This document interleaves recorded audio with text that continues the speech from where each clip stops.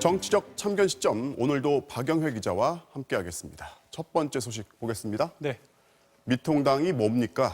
약칭의 정치학인데 미래통합당의 공식적인 약칭이 이제 통합당인데 누군가 미통당 이렇게 불렀다가 이제 반발을 불러온 것 같습니다. 네, 이틀 연속 그런 일이 반복이 됐습니다. 어제는 국회 본회의장에서 또 오늘은 수해복구 봉사를 나간 현장에서 미통당으로 불리는 일이 있었는데요. 네. 일단 어떻게 된 상황인지 영상으로 먼저 보시죠. 네. 미통당은 더 이상 트집점을 탑지 말고 법 통과에 협조해야 합니다. 미통당은 이름에 흠집을 내리는 사람들입니다. 제발 민주당 의원들 예의를 지켜주시기 바랍니다.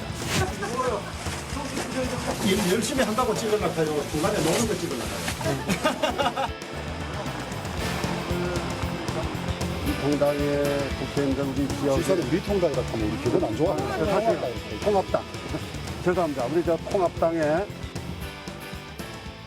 정당 이름을 이제 좀 줄여서 불러야 할 때는 당에서 이렇게 불러달라고 요청을 하는데 네. 꼭 그렇게 되지 않는 경우들이 꽤 있어요. 네, 공식적인 약칭이 아니라 단어의 앞글자를 떼서 불렸던 정당들이 종종 있었는데요. 네. 과거에는 어떤 이름들이 그렇게 불렸었는지 한번 직접 계속 들어보시죠. 네. 집권 여루당은 자기들 입맛에 맞으면 조장을 하거나 묵과하고 열린우리당을 여루당이라고 부르면 왜 화를 내십니까? 자한당에서 불참을 하시니까 좀 난감합니다. 자한당이 집권했던 지난 10년 동안 이 문제는 어디가 있었습니까? 네, 과거 경우를 살펴보면 우리당 같은 경우는 어떻게 남의 당, 상대 당을 우리당이라고 부르겠느냐, 또 한국당, 어떻게 우리나라 이름을 정당 이름으로 쓰는 것은 적절하지 않다, 이런 핑계들을 대긴 했는데요. 사실은 좀 불편한 어감의 호칭을 써서 상대당을 깎아내리려는 의도도 있었을 겁니다. 미래통합당은 사실 미통당, 통합당 같은 약칭이 문제가 아니고 당명 자체를 바꾸려고 지금 고심을 계속하고 있는데요. 네. 9월 정기국회가 시작하기 전에 여의도 새 당사에 입주하면서 새로운 당명의 간판을 내걸 계획입니다. 네. 다음 소식 보겠습니다. 세금만 내면 됩니다. 생략된 말은인데 이게 지금 어제 본회의에서 열린민주당 김진애 의원이 한 말인데 이 연설을 두고서 좀 공방이 있었어요. 네, 부동산이 올라가도 세금만 열심히 내면 됩니다. 이 발언을 두고 논란이 있었는데요. 네. 그 문제의 발언과 여기에 대한 비판까지 이어서 들어보시죠. 네.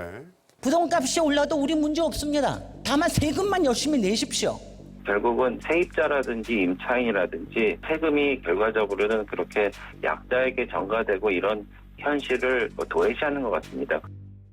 네, 보수 언론들도 집값이 올라도 세금만 열심히 내면 문제 없다는 발언으로 논란이 됐다, 이런 비판적인 보도들을 쏟아냈습니다. 자, 그런데 이제 김진애 의원 해명은 원래 하려던 말에서 생략이 된 게 있다, 이런 거잖아요. 맞습니다. 그러니까 이 말을 들을 대상이 생략이 됐었다는 겁니다. 네. 연설 당시 그 야유가 계속 쏟아져서 원고대로 연설을 한 게 아니라 즉흥 연설을 하고 있는 것이었고요. 이 문제가 됐던 발언의 대상은 일반적인 국민이 아니라 미래통합당 의원들을 향해서 한 말이었다는 겁니다. 네. 어떤 야유에 어떻게 대응을 했다는 건지 앞뒤 맥락을 함께 들어보시죠. 네. 세금을 투입해서 공공임대주택을 지어야 합니다. 그렇습니다. 여러분들이 종합부동산세를 열심히 거둬줬으면 진작에 지을 수 있었을 겁니다. 여러분, 고가 아파트에 산들 부동값이 올라도 우리 문제 없습니다. 다만 세금만 열심히 내십시오. 그렇게 해서 세금이 모이면 우리는 공공임대주택에 투입할 수 있는 것입니다. 네, 김진애 의원은 종부세를 내는 사람들이 1%밖에 안 되는데 통합당 의원 중에 그 1%에 속한 분이 많다는 얘기라고 부연 설명을 내놨습니다. 네. 저는 임차인입니다.